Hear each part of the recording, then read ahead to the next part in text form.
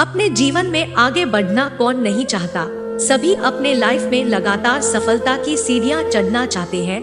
हर कोई पैसे के पीछे भागता है। मुझे भी सभी लोगों की तरह पैसों के पीछे भागने की आदत थी। मुझे भी आसमां छूने की ललक थी। मैं भी खूब तरक्की करना चाहता था। मेरा सारा बचपन गरीबी में कट गया था। जब मेरी उम्र खिलौनों के साथ खेलने की थी तब मैं एक खिलौने की दुकान पर काम किया करता था। मन तो करता था इन खिलौनों के साथ जी भर के खेलूं, लेकिन मजबूरी ऐसी थी इन खिलौनों को अमीर लोगों के बच्चों को बेचने की अनुमति थी। महीने की 8 तारीख को 1000 रुपए सैलरी मिलती थी। इन आधे पैसों से माँ की दवाई खरीदता और आधे पैसों से घर का राशन खरीदता। इन हालातों से लड़ते लड़ते बचपन कब बीत गया कुछ पता ही नहीं चला, परंतु इन हालातों के बीच भी मैंने किसी तरह से 12वीं तक पढ़ाई जारी रखा। 12वीं पास करने के बाद मैं अपने छोटे से गांव से निकलकर दिल्ली जैसे बड़े शहर में पहुंच गया था। यहां आने के बाद कई सारी परेशानियों का सामना करना पड़ा। इन परेशानियों के बाद मुझे एक कॉल सेंटर में नौकरी मिल गई थी। मैं यहां पर हर नई चीजों से अनजान था, फिर भी मैंने अपने काम पर ध्यान देने लगा। मैं आगे की लाइफ बचपन जैसी तंगी में नहीं गुजारना चाहता था, इसलिए मैं अपने काम को पूरी ईमानदारी से कर रहा था। मुझे उस कॉल सेंटर में नौकरी ज्वाइन किया हुआ लगभग 10 महीने हो चुके थे, परंतु इतने दिनों में ऑफिस कभी देर से नहीं पहुंचा था। परंतु एक दिन मैं ऑफिस थोड़ी देर से पहुंचा। मेरे साथ काम करने वाले सभी लोग अपने अपने कामों में व्यस्त थे। इसी टाइम मेरी इन लोगों के बीच एक नए चेहरे पर मेरी नजर टिकी। भूरे बाल, आंखों में काजल, गुलाबी होंठ, अपने ललाट पर एक छोटी सी प्यारी सी बिंदी लगाई हुई थी।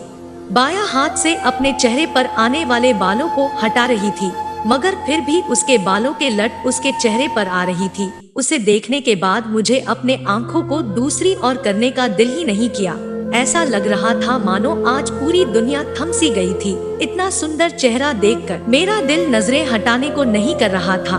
मैं उसे देखता गया और फिर मैं अपने स्थान पर जाकर बैठ गया और मन को जबरदस्ती वहां से हटाकर अपने कंप्यूटर की स्क्रीन पर लगाया। उसके बाद मैं अपने काम में व्यस्त हो गया। वैसे मुझे उन दिनों लड़कियों से कुछ ज्यादा मतलब नहीं रहता था, किसके कारण लड़कियों से ज्यादा संबंध भी नहीं रख पाता था। जब मैं एक कॉल में व्यस्त था तभी वह सुंदर लड़की मेरे कंधों को छूकर कुछ इशारा किया। मैंने उसे मुड़कर देखा तो उसकी आंखें मेरी आंखों के पास में थी। मैंने फौरन नजरें दूसरी ओर कर ली, लेकिन तब मैं उसकी प्रॉब्लम को समझ गया था। शायद उसके हेडफोन में कुछ दिक्कत आ रही थी। मैं अपने हाथ को दिखाकर से कुछ सेकंड रुकने का संकेत दिया और कॉल पर ग्राहक से बात करने लगा। क्या हुआ? ग्राहक से कॉल डिस्कनेक्ट होने के बाद मैंने उससे पूछा। उसने कहा मेरे हेडफोन में आवाज नहीं आ रही है, शायद कुछ प्रॉब्लम आ गई है। वह चाहती तो इसकी सूचना कॉल सेंटर के आईटी विभाग को दे सकती थी, मगर उसने मुझे बताया मुझे भी उससे बात करने का एक अच्छा मौका मिल चुका था। मैंने अपने हेडफोन निकाल कर रख दिया और उसके पास पहुंच गया। उसने अपने हेडफोन निकाल कर मेरे हाथ में दे दिया। उसी समय उसकी कोमल उंगलियां मेरी उंगलियों को स्पर्श किया। उसकी उंगलियों के स्पर्श से ही मेरे पूरे शरीर में बिजली जैसा करंट दौड़ गया। जब उसके हेडफोन के जैक को निकालकर रिपेयर किया तब उसके आवाज की प्रॉब्लम दूर हो गई। अब आवाज आ रही है, मैंने हेडफोन देते हुए बोला। थैंक्स, वह मुस्कुराती हुई बोली। मैं भी उसकी मुस्कान के साथ थोड़ी अपनी मुस्कान मिला दिया और वापस हम दोनों अपने काम में व्यस्त हो गए। लंच के समय हम दोनों ने एक ही साथ टेबल पर बैठकर नाश्ता किया। इसी बीच हम दोनों के बीच काफी सारी बातें हुई। उसने अपना नाम दीपिका बताया और वह दिल्ली के ही रहने वाली थी। उस दिन से हम दोनों के बीच काफी अच्छी दोस्ती हो गई और कॉल सेंटर के अलावा हम दोनों अब फोन से भी बातें करने लगे थे। यानी हमारा रिश्ता काफी तेजी से बढ़ रहा था। मात्र 20 दिन के अंदर हम दोनों वीकेंड पर बाहर घूमने लगे थे। एक दिन मैं व दीपिका दोनों वीकेंड पर घूमने पास के ही एक तारामंडल में गए। जब तारामंडल में भूगोलीय अवस्था वाला शो शुरू हुआ तो हम लोगों के पास एक काल्पनिक आकाशगंगा बन गया जिसमें करोड़ों तारे और लाखों ग्रह थे। मैं इन सब चीजों को देखकर काफी रोमांचित हो रहा था। मेरे बगल में दीपिका थी। उसकी बाएं हाथों की उंगलियां मेरे दाएं हाथ की उंगलियों से लिपटी हुई थी। ऐसा लग रहा था जैसे दोनों सदियों तक ऐसे ही साथ रहने वाले हैं। इन अंगुलियों की तरह मैं भी कहीं ख्याल में खो गया था।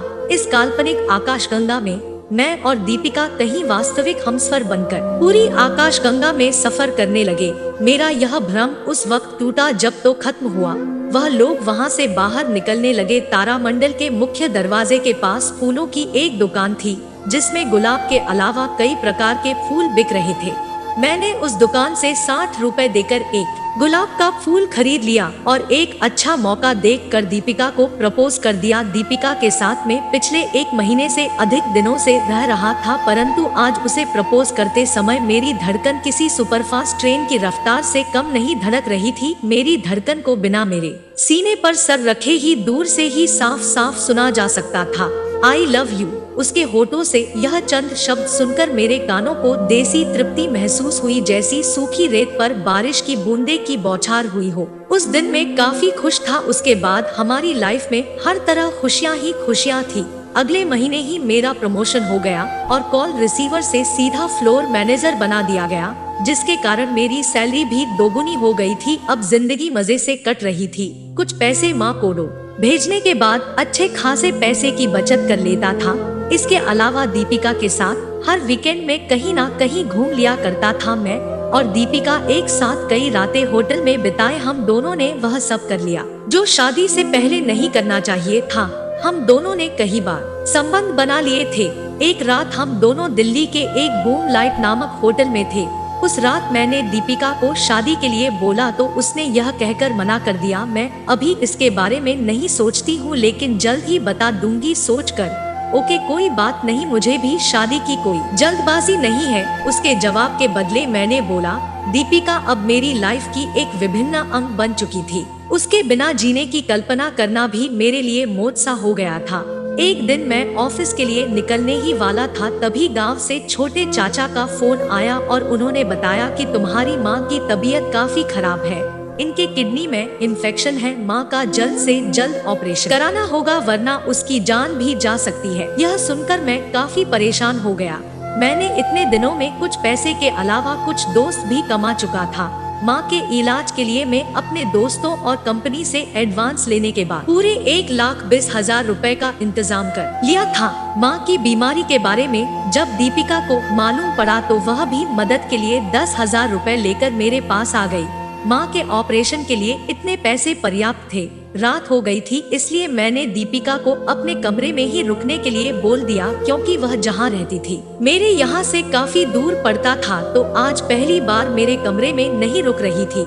इसके पहले भी वह कई रातें यहाँ रुक चुकी थी, तो इस दिन भी वह रुकने के लिए हामी भर दी। शायद उसे भी मालूम था कि आज मैं कुछ ज्यादा ही परेशान हूँ और वह भी इस हालत में मुझे अकेला नहीं छोड़ना चाहती थी। करीब रात के 11 बजे हम दोनों खाना खाकर सो गए थे। अगले दिन जब मेरी आंखें खुली तो मेरी पैरों तले जमीन खिसक गई। पैसे वाली बैग और दीपिका दोनों गायब थे। मैं कमरे, बाथरूम, हर जगह उसे ढूंढा मगर वह कहीं नहीं दिखी। मैं डर गया कहीं कुछ गड़बड़ ना हो गया हो। मैंने दीपिका के नंबर पर कॉल लगाया पर उसका फोन भी बंद आ रहा था। मैं थक हार के उसके घर गया। उसके घर पर ताला लगा हुआ था। मैंने इतना देखकर समझ गया था कि मेरे साथ जरूर कुछ धोखा हुआ है। उस फ्लैट के मालिक से मैंने पूछा तो उसने बताया कि वह अपने पति के साथ सुबह 5 बजे ही कमरा खाली करके चली गई है। उसने बताया था कि उसका कहीं और ट्रांसपोर्ट हो गया है, इसलिए उसे जल्दी ही वहां रिपोर्टिंग करना है। लड़के ने पूछा उसका पति भी है, तो मकान मालिक ने बताया हाँ, उसका पति बगल के ही एक कपड़े की दुकान में काम करता था। फ्लैट के मालिक की बात सुनकर मैं पूरी तरह समझ गया था। वह मुझे बेवकूफ बनाकर मेरे पैसे लेकर भाग गई है। इस घटना से मैं काफी टूट गया था। फिर भी पूरे दिन मैं उसे शहर में ढूंढता रहा मगर उसका कोई अता पता नहीं चला। शाम को चाचा जी का फोन आया और पैसे के बारे में पूछा। मैंने उनकी बात सुनकर रोने लगा। बेटा तुम सही तो हो ना? हाँ मैं सही हूँ बेटे, सुबह तक पैसे देकर आ जाना वरना माँ को बचा पाना मुश्किल हो जाएगा, ऐसा डॉक्टर ने बताया है। चाचा जी थोड़ा धीमे स्वर में कहा, मैं पैसे लेकर कल जरूर आऊंगा, आप परेशान मत हो। यह मैंने फोन कटने से पहले बोला। मुझे सुबह तक पैसे के जुगाड़ करना था।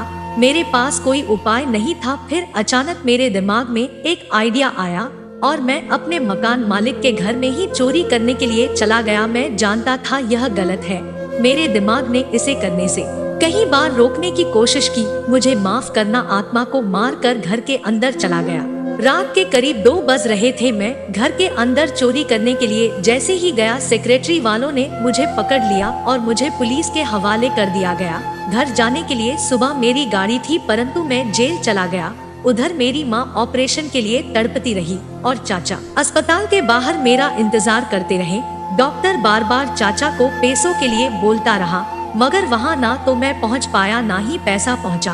पैसों के अभाव से ऑपरेशन भी नहीं हुआ और माँ की मृत्यु हो गई। चाचा श्मशान घाट तक मेरा इंतजार करते रहे और बार बार मेरे मोबाइल नंबर को रिडायल करते रहे, मगर मैं वहाँ भी नहीं पहुँच पाया।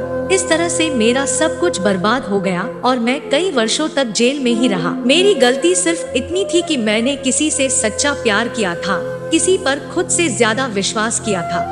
दोस्तों, कैसी लगी मेरी कहानी? अच्छी लगी हो तो वीडियो को लाइक, चैनल सब्सक्राइब करें। धन्यवाद।